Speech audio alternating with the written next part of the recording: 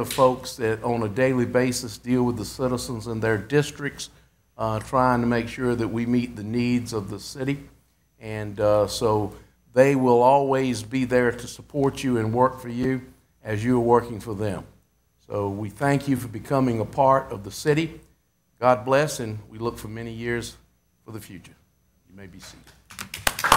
Welcome aboard.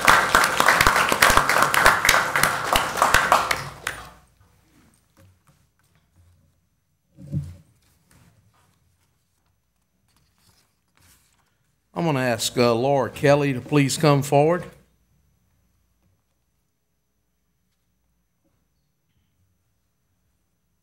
Where you at, baby? I'm right here. All right, Madam Clerk. Well, wait, it's in blue. A proclamation. Whereas the City of North Charleston, South Carolina is committed to ensuring the safety and security of all those living in and visiting North Charleston, and whereas U.S. fire departments responded to 365,500 home fires in 2015, according to the National Fire Protection Association, and whereas U.S. home fires resulted in 2,560 civilian deaths in 2015, representing the majority of all U.S. fire deaths. And whereas newer homes are built with lightweight materials that burn faster than older home construction, and whereas many of today's products and furnishings produce toxic gases and smoke when burned, making it impossible to see and breathe within moments. And whereas these conditions contribute to a much smaller window of time for people to escape a home fire safely, with people having as little as 1 to 2 minutes to escape from the time the smoke alarm sounds. And whereas a home fire escape plan provides the skill set and know-how to quickly and safely escape a home fire situation, includes 2 exits from every room in the home, a path to the outside from each exit, smoke alarms in all required locations, and a meeting place outside where everyone in the home will meet upon exiting. And whereas North Charleston's first responders are dedicated to reducing the occurrence of home fires and home fire injuries through prevention and protection education, and whereas North Charleston's residents are responsive to public education measures and are able to take personal steps to increase their own safety from fire, especially in their own homes.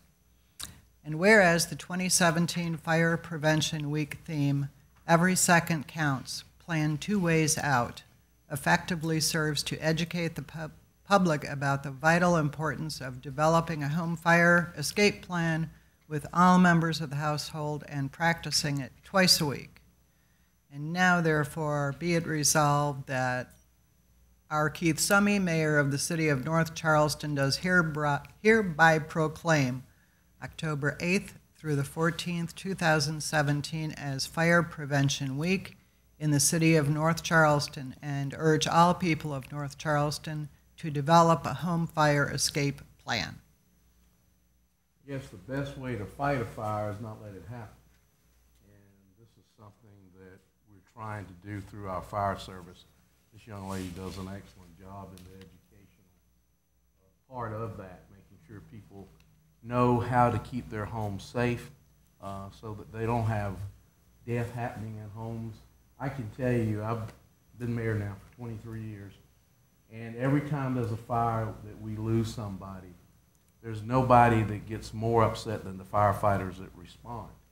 And their hearts are there to make sure that these folks have a good opportunity for survival, especially when it's children. And as we're trying to prevent fires here, our prayers and our thoughts go to California. Right now, where they're having all those fires, that I think the last count is 43 people have been killed by fire. And still hundreds missing. And it's just a sad thing that something like a fire can take so many people out. And we have undoubtedly one of the best fire departments in the country. And we're very proud of them. And so we continue to thank you for what you do to help us educate people. If you have any questions in your homes that you need information, you need advice, let us know.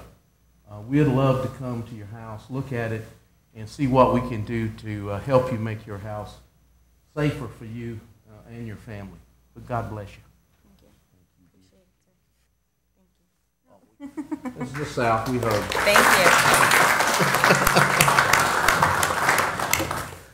you. All right. I'm going to ask Miss Eileen Jepnick to please come forward. She's asking for other. Two more coming with you. Come on down.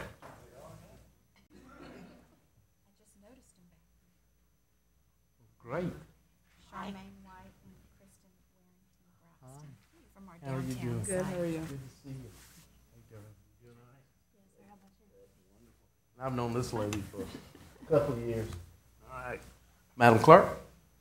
A proclamation. Whereas the need for a highly literate citizenry in North Charleston increases as our community moves toward an increasingly technological future, and whereas about 15,000 adults, or approximately 23% of the adults in North Charleston, do not have a high school credential and experience literacy issues that impact severely on their lives and families, their ability to work productively, and their full participation as citizens and residents of our city and state. And whereas Trident Literacy Association provides individualized instruction to more than 750 adults in the city of North Charleston annually, including those who earn their GED and WorkKeys career readiness certificates, those who learn how to use the computer, and those who gain life skills and job skills and financial literacy skills, and those who learn English as a second language. And whereas the City of North Charleston deems it important to recognize and highlight the economic and societal importance of literacy. And now therefore be it resolved that R. Keith Summey, Mayor of the City of North Charleston, does hereby proclaim September 2017 as Literacy Month and September 24th to 30th, 2017 as National Adult Education and Family Literacy Week in North Charleston, South Carolina, and urge my fellow citizens to learn more about the importance of literacy and to become involved with literacy in our community. The folks that Eileen and her group touch, it goes way beyond just the individual. It goes to the family that's with that individual, especially the children. It gives this individual an opportunity to be a better support mechanism for those in the home. It increases self-respect and self-esteem. It gives people the ability to know that they're able to present themselves in a way that they can feel like they're making people around them, especially their family, proud. The numbers of people that has been affected by this over the years in the city of North Charleston has been great, but we've still got a long way to go. And we greatly appreciate what each of you do in trying to make life better for all of our people, and especially those that are willing to come back and say, I need help. That's the first thing in everything in life, is admitting I need it. Then giving them the opportunity to build self-esteem, but then pass that self-esteem on to their families and their children. God bless you for what each of you do. Yes, ma'am. Absolutely. I have never stopped you before. As if it would work anyway. So I just want to say thank you. For 14 years, I've been coming here to celebrate and help observe National Literacy Week and bring attention to the issue of adult literacy, which really gets short shrift, I think, with all of the needs going around, and everyone loves precious children and furry animals, and adults sometimes get left by the wayside. But while I have an opportunity, first I want to say in April we moved into our new location in Aviation Square, and we're just loving it, and our new sign was just installed today, so now you can really see us from the street. But just want to bring a few facts to your attention about the importance of adult literacy. First of all, I'm going to ask you if you remember who your first teacher was. You don't have to say, but I'm going to tell you, I know what you're thinking and you're wrong. Your first teacher was your mother. And the National Institutes of Health determined that it's a mother's reading skill that is the greatest determinant of her children's future academic success, outweighing other factors such as neighborhood and family income. So when we read in the newspaper about these children in elementary school who aren't reading at grade level, all we have to do is look to the parents. They grew up in the environment where the parents had low literacy skills and the children started school not ready to learn. So by the time they're in the 3rd grade, if they haven't caught up, they're on the road to being dropouts themselves. Children whose parents have low literacy levels have a 72% chance of being at the lowest reading levels, compared to 25% of children in the lowest reading level overall. And finally, children with parents who hold professional jobs hear more than 33 million words by the time they begin school, compared with 10 million words for children from more disadvantaged groups. And it's true, I could stand here all day, and my colleagues here could stand here all day and talk about the importance of literacy, but I'd like you to hear it from the words of our students.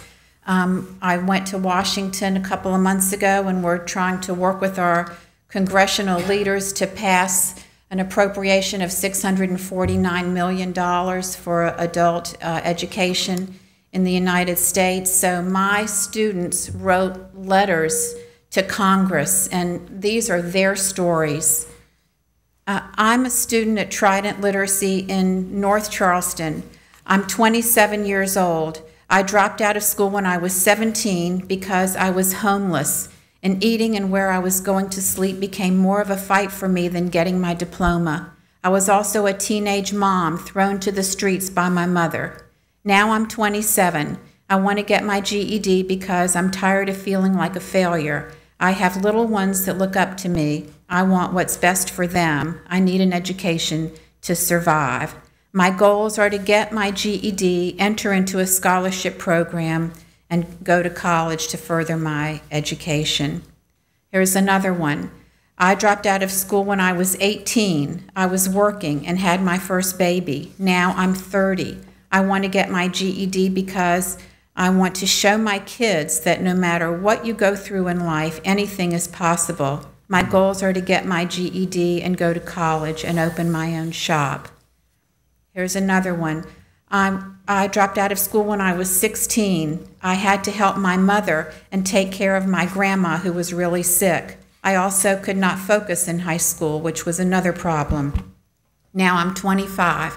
I want to get my GED because I really want better for myself, and I want to find a great job. I want to become a merchant seaman and do better in life. And finally, I dropped out of school when I was 18 because I came to the USA, and as an immigrant struggling for immigration status, I couldn't keep studying.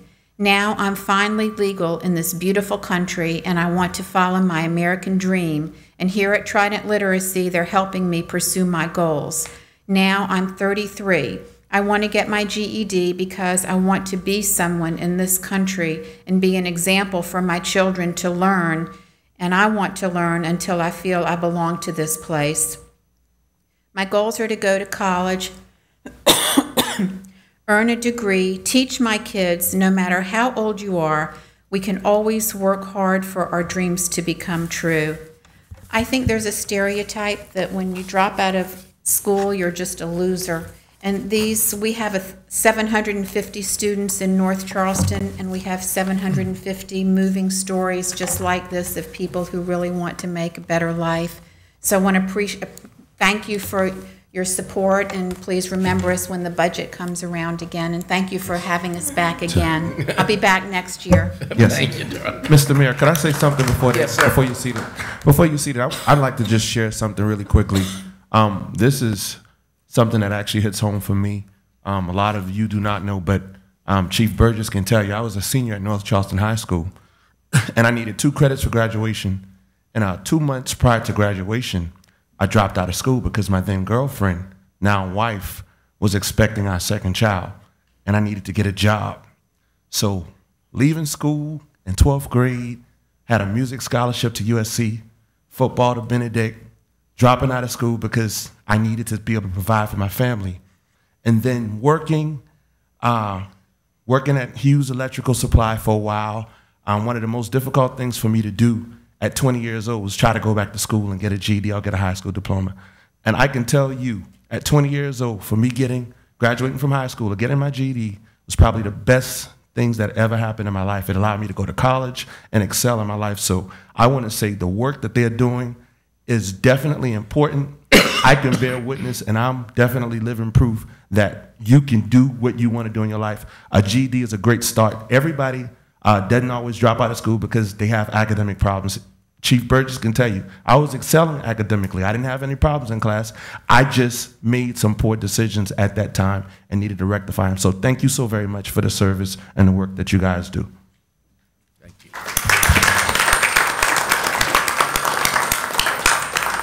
All right, Madam Clerk.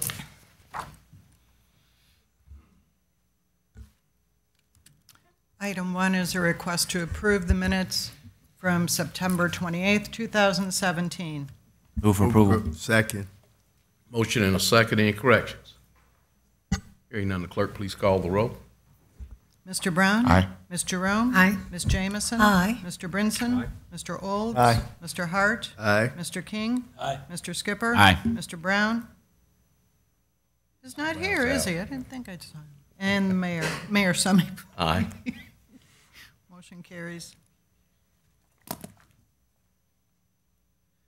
Item 2 is the final reading of an ordinance amending the fee schedule associated with the Freedom of Information Act requests. Move approval. Motion and a second. Any discussion? Hearing none, the clerk please call the roll. Mr. Brown? Aye. Ms. Jerome? Aye. Ms. Jamison? Aye. Mr. Brinson? Aye. Mr. Olds? Aye. Mr. Hart? Aye. Mr. King? Aye. Mr. Skipper? Aye. Mayor Summy. Aye. Motion carries unanimously. Item 3 is the final reading of an ordinance to approve a land swap on Aragon Street between the North Charleston Sewer District and the City of North Charleston. Move approval. Second. Motion and a second. Any discussion? Hearing none, the clerk please call the roll. Mr. Brown? Aye. Ms. Jerome? Aye. Ms. Jamison? Aye. Mr. Brinson? Aye. Mr. Olds? Aye. Mr. Hart? Aye. Mr. King? Aye. Mr. Skipper? Aye. Mayor Summy. Aye. Motion carries unanimously. Item 4 is much bigger than the others. Is the final reading of an ordinance authorizing the mayor to execute all necessary documents for the sale of approximately 0.19 acres of real property owned by the city at 1810 Dayton Street, North Charleston, further described as TMS 469-1200043 for $18,500 is approved by City Council on September 22nd, 2016. Motion? So move. Second. Motion and a second. Any discussion? Hearing none, the clerk please call the roll. Mr. Brown? Aye. Ms. Jerome? Aye. Ms. Jamison? Aye. Mr. Brinson? Aye. Mr. Olds? Aye. Mr. Hart? Aye. Mr. King? Aye. Mr. Skipper? Aye. Mr. Brown? Is still not here. Mayor Summy. Aye. You'll be here afterward. Item 5 is the final reading and a report on an ordinance adopting a bill to be entitled An Annexation Ordinance of the City of North Charleston, annexing an area known as 52O in Dorchester County, TMS 1720000, Lot 18, and make it part of present City Council District 1. Move for approval. Second. Motion and a second. Mr. Attorney? Yeah. Mr. Mayor, members of council, the annexation pending before you tonight, known as Section 52O, the records of the auditor and assessor for Dorchester County have been checked. The petition bears the signatures of 100% of the freehold property owners representing 100% of the assessed value of the properties. The petition is in proper form, and council may adopt the ordinance upon second reading if it so desires. Got a motion and a second. Any discussion? Clerk, please call the roll. Mr. Brown? Aye. Ms. Jerome? Aye. Ms. Jamison? Aye. Mr. Brinson? Aye. Mr. Olds? Aye. Mr. Hart? Aye. Mr. King? Aye. Mr. Skipper? Aye. Mayor Summy? Aye. Motion carries unanimously.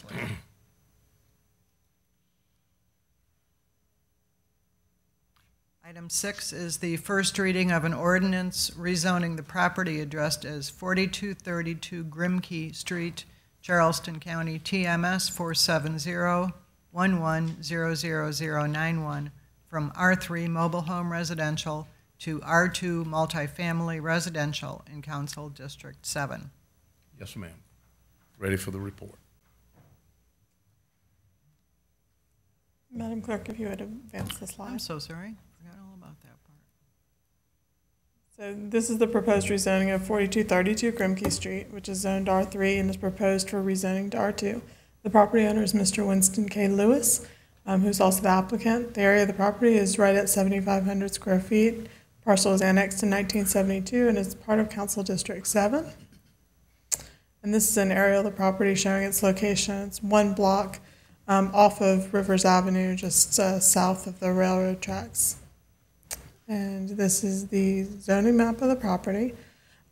What's shown in brown is currently zoned R3. The subject parcel is ringed in blue, and the parcel just to the northwest of it was recently rezoned, so it wasn't reflected in this map, but it is currently zoned R2, which is the proposed rezoning for the subject parcel. And you'll note all the properties on Rivers are zoned B2, excuse me.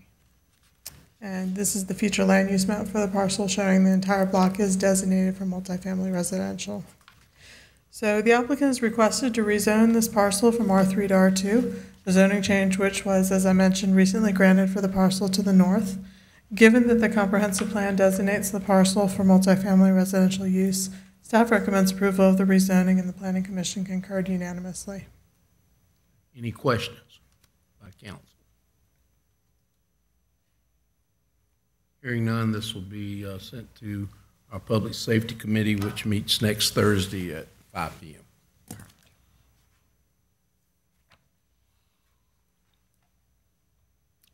Item 7 is the first reading of an ordinance rezoning the properties addressed as 2626 Rourke Street and 2645 Tillman Street, Charleston County, TMS numbers 411, 1400, lots 104, 110, 133, and 134, from R1 Single Family Residential to M1 Light Industrial, and concurrently amending the comprehensive plan future land use map for those same parcels, changing them from single-family suburban to light industrial in Council District 5. Eileen? These parcels are located between Rourke and Tillman Streets. They are currently zoned R1. There are 4 parcels in total. They're currently zoned R1 and are proposed for rezoning to M1. The properties are owned by Ernie's Home Builders Incorporated, represented by Taryn Nelson. The area of the properties altogether is 0.65 acres. They were annexed in 1995 and are part of Council District 5. And this is an aerial of the property showing their location between Rourke and Tillman. As you'll see, you can see the 4 parcels form sort of a C shape, and the cutout there are 2 residential lots facing Rourke Street. Apologize. And the zoning map shows that those parcels are currently zoned R1, as are the residences that are in the middle of the C, and the parcels across the street across Tillman and to the south. There's sort of a mix of zonings in this area, however. And the future land use map shows that these parcels are designated for single-family suburban development, which supports the R1 zoning.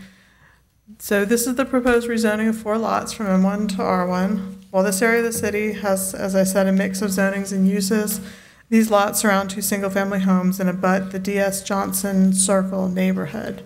The future land use map designates these parcels for single-family suburban use, which does not support the requested zoning. Given the adjacent residences and the lack of support from the comprehensive plan, staff recommends denial, and the Planning Commission concurred. Any questions? These properties are short of the required size for M1. Individually, yes, sir. Thank you. Any other questions? Hearing none, we will send it to the Public Safety Committee, which meets at 5 p.m. next Thursday. Item 8 is the first reading of an ordinance rezoning the property addressed as 4275 O'Hare, Charleston County, TMS 4701600, Lot 80, from R1 Single Family Residential to R2 Multifamily Residential, and concurrently amend the comprehensive plan future land use map for the same parcel, changing it from single-family traditional to multifamily residential in Council District 7. Eileen?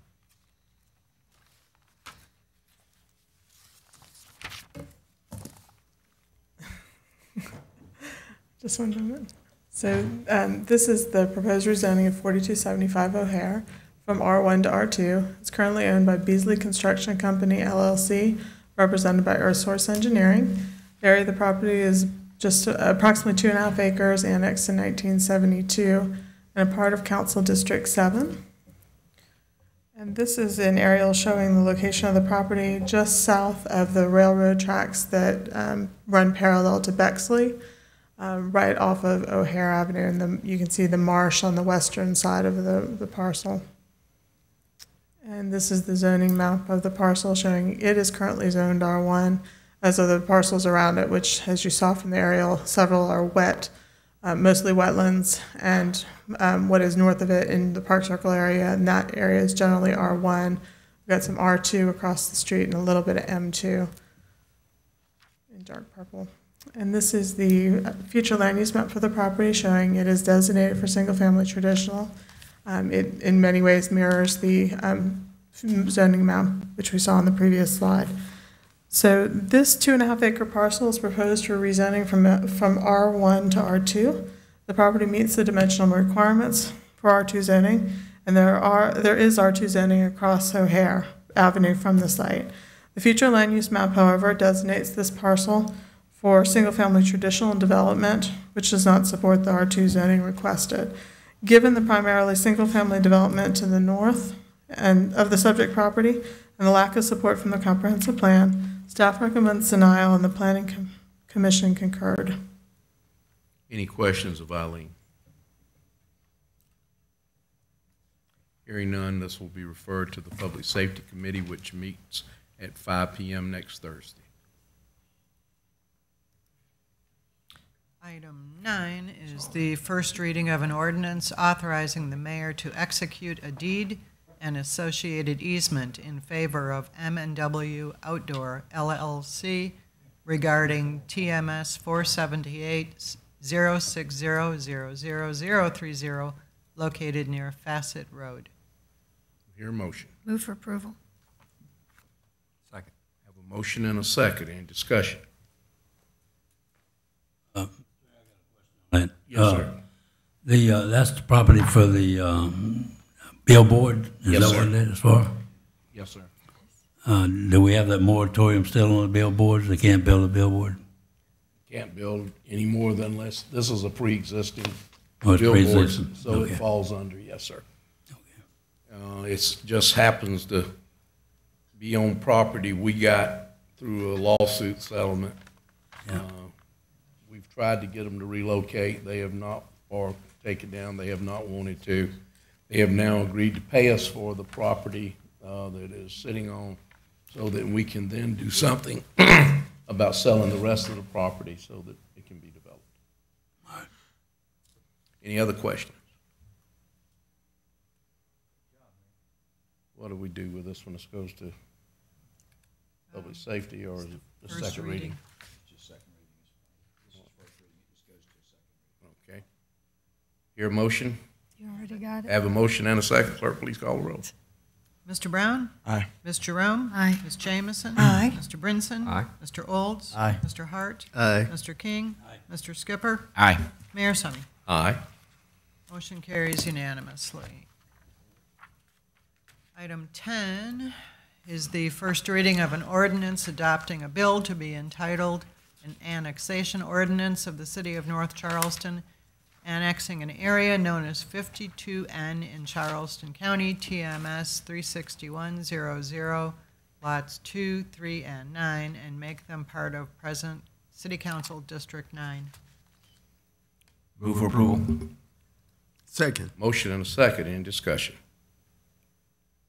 Hearing none, the clerk, please call the roll. Mr. Brown? Aye. Ms. Jerome? Aye. Ms. Jamison? Aye. Mr. Brinson? Aye. Mr. Olds? Aye. Mr. Hart? Aye. Mr. King? Aye. Mr. Skipper? Aye. Mayor Summy? Aye. Motion carries unanimously.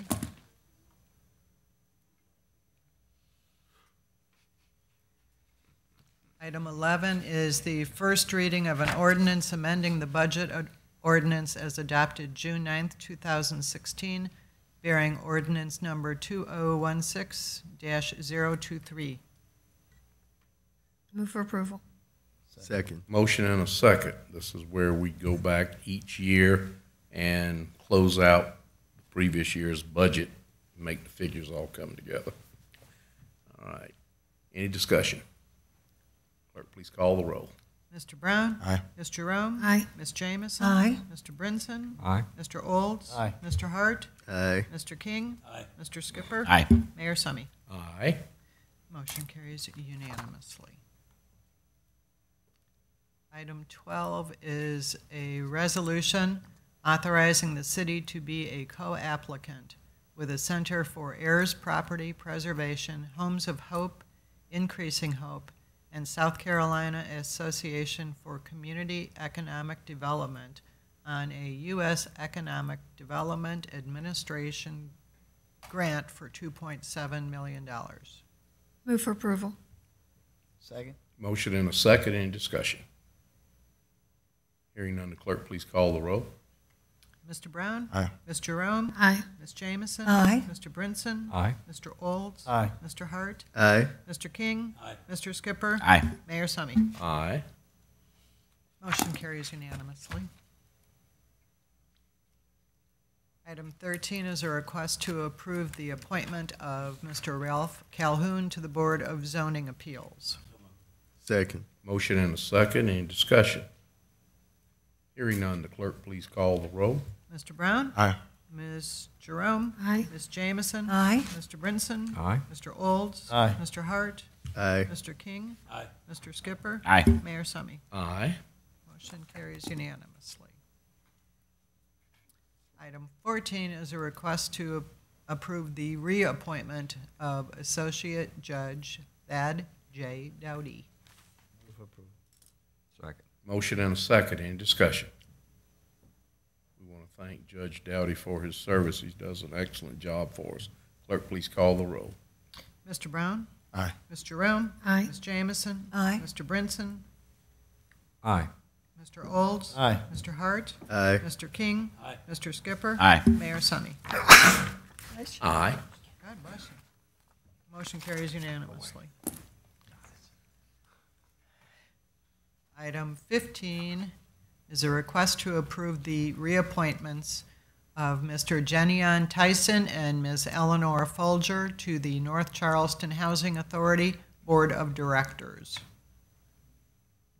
Move approval. Got a Second. motion and a second. Clerk, please call the roll. Mr. Brown? Aye. Ms. Jerome? Aye. Ms. Jamison? Aye. Mr. Brinson? Aye. Mr. Olds? Aye. Mr. Hart? Aye. Mr. King? Aye. Mr. Skipper? Aye. Mayor Summy? Aye. Motion carries unanimously. And item 16 is a request to approve the reappointment of the North Charleston Accommodations Tax Committee members, Amy Heath, Tom Brinkerhoff, and Renee Fry. Move for approval. Second. Motion and a second. Any discussion? Hearing none, the clerk, please call the roll. Okay. Mr. Brown? Aye. Mr. Jerome? Aye. Ms. Jamison? Aye. Mr. Brinson? Mr. Olds? Aye. Mr. Hart? Aye. Mr. King? Aye. Mr. Skipper? Aye. Mayor Summy? Aye. Motion carries unanimously. And that's all I have on the agenda. All right, Madam Clerk, we have some requests to speak Yes, sir. for council. Remind you that you have 3 minutes to speak. You'll hear a noise when it's time for you to finish speaking, and we'll give you a few seconds after that to do so. When you come forward, please state your name and address for the record. We have it written on the thing, but it makes it part of the permanent record that we have. So, Madam Clerk, please call the first speaker. First request was from Jason Lamar Campbell.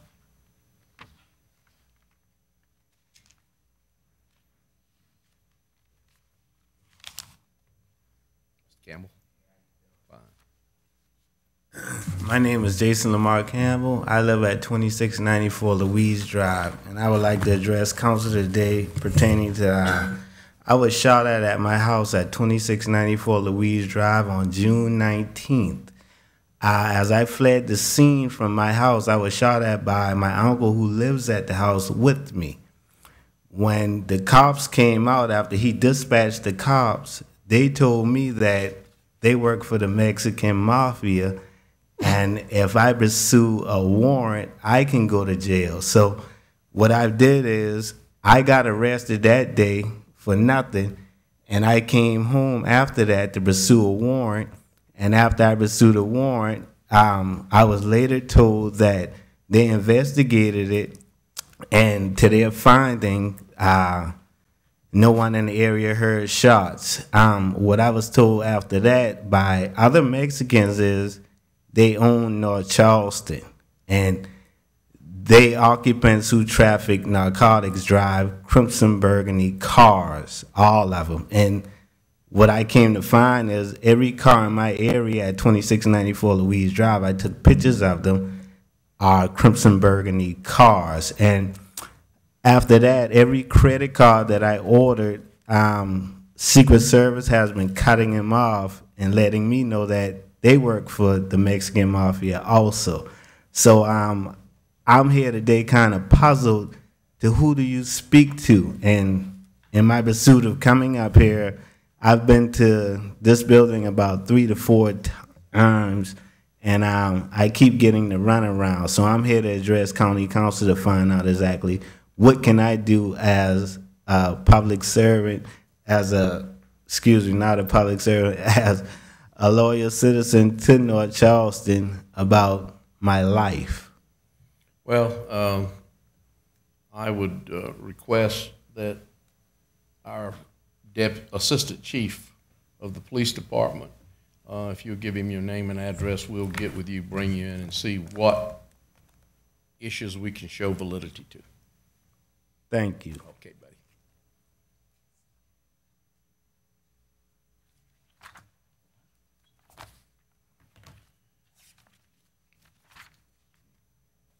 Sure, I'm in order. The next request is from Miss Lisa Estes.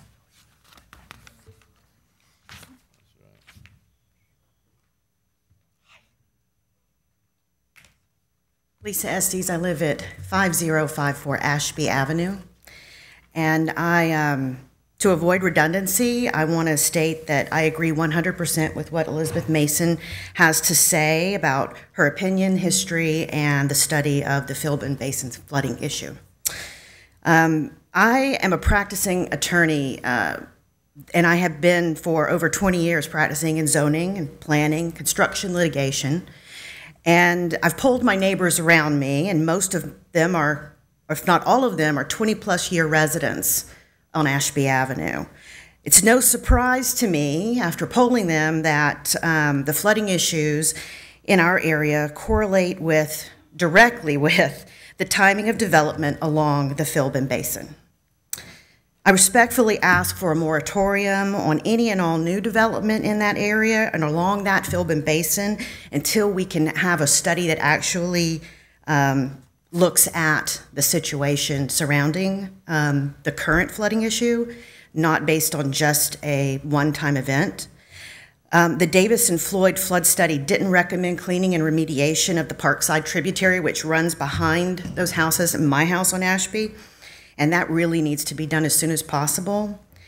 And also, if further studies are initiated in this area, could you please be sure the scope is corrected to address the real problem, which is non-porous surfaces and development all around Philbin Creek. This past week, my yard held over 2.5 to 3 inches of water in a 1-hour rainstorm, and water can't drain into backed up flooded tributaries. That's what we need to really be looking at. Thank you for your time. Thank you, ma'am.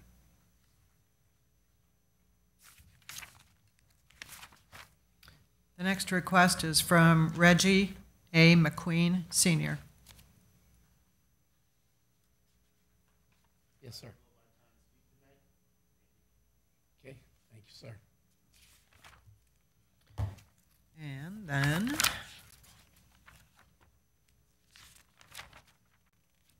don't know where my last speaker went. Oh, I'm sorry. Right here is Elizabeth Mason on Lancaster Street.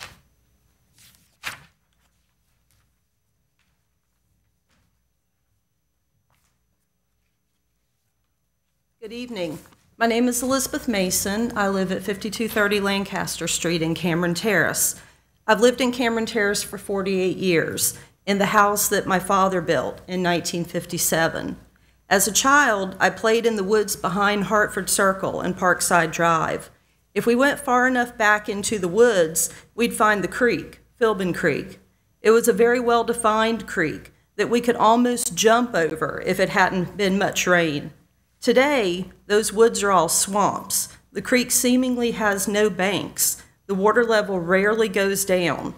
Homes that never flooded in their first 50 years now flood with a summer thunderstorm. So what's changed? 24 years ago, the area surrounding the headwaters of Philbin Creek had very little development. That area now includes the North Charleston Coliseum, the Performing Arts Center, Boeing, Tanger Outlet, Century Point, and Uptown.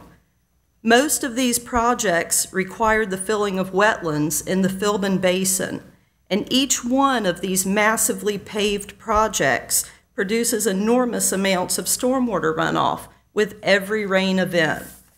This is just the development at the headwaters. There's additional development along the entire length of the creek. Development always means increased stormwater runoff. You have to have a way to manage that. Retention ponds, ditches, and tributaries can all be effective ways to move the runoff to the creek if they are maintained properly. Swiftly moving water picks up all types of natural and man-made debris. This debris will eventually build up and prevent the flow of water. If the creek is not allowed to drain properly into the river, there's nowhere for the stormwater runoff to go except our properties. Our everyday flooding issues are very complex, and obviously we're not going to undo the development that has already happened. We can, however, place a moratorium on development within the Philbin Creek Basin and work on what should be routine stormwater management. This includes ensuring that the creek is kept free of debris dams, ensuring that all the tributaries and ditches are free of debris, and identifying the origin of the man-made debris fields. We need to ensure that the Department of Transportation acts quickly to repair the Virginia Avenue flap gates. We need our city to listen to the residents who live in the Philbin Creek Basin. Our flooding concerns are not hurricanes, storm surges, and 100-year floods. Our flooding concerns result from the current inability of the Philbin Creek Basin to collect and drain stormwater runoff from a normal afternoon thunderstorm. Thank you for your time. Mr. Mayor, could I comment on that? Yes, sir. Since that time, we've been talking about fixing that floodgate over there on Virginia Avenue for over a year now. We can't get the highway department to move on it.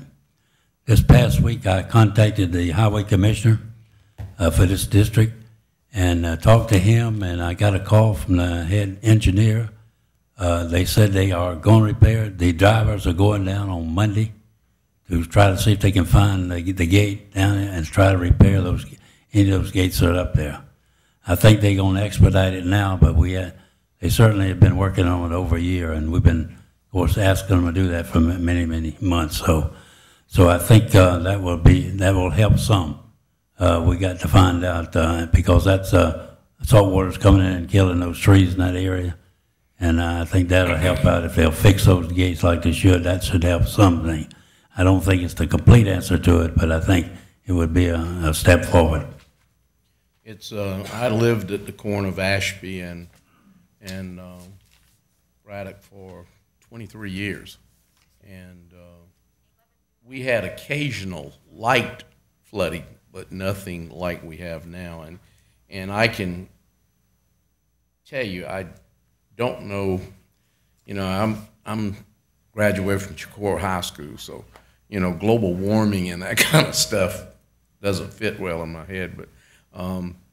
Something's going on, and quite honestly, I think it's a combination of a lot of things. You know, I ride by that creek every day, and I guess it was 4 or 5 days ago, it was still peaking very high. 2 days later, I ride by, and it's low. And, you know, the tide is not changing that much, so I do think we need further study into what can happen. I don't know if part of it is the debris that falls off the trees because the salt water came in and killed a lot of the vegetation that was along that creek. So it definitely needs more study, more input, and then looking at what we do in approval of anything in that time frame as well. I was shocked by the fact that when we had the last small hurricane threat, we actually got the railroad to come out with a pump and pump water across the road, and it actually helped.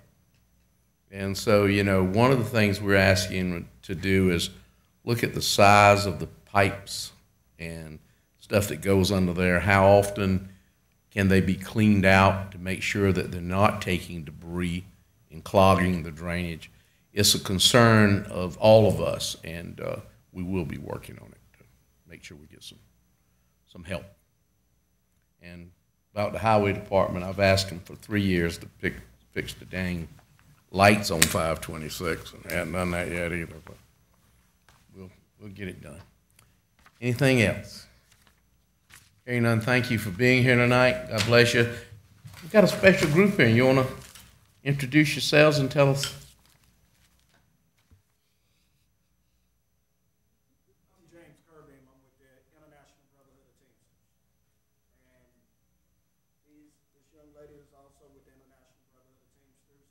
And these guys right here all work for Container Maintenance Corporation Logistics. Well, glad to have you with us tonight. All right, ladies and gentlemen, meeting is adjourned.